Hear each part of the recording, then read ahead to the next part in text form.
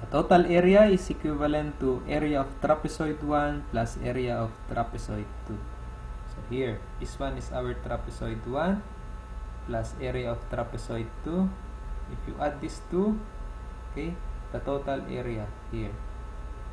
Okay, so let's add it. So area of trapezoid 1 plus area of trapezoid 2. Okay, area of trapezoid 1 now, we have this value plus this value. Okay, so doing it, we have trapezoid 1, area of trapezoid 2. Okay, in your calculator, you will have this result. Okay, so we have now the total area. Now, we are computing for the area of this block.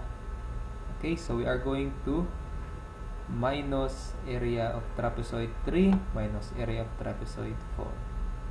So, a total, the area of the lot now, the area of the lot, we have the total area, which is this area, minus area of trapezoid 3 minus area of trapezoid 4. Okay, trapezoid 4.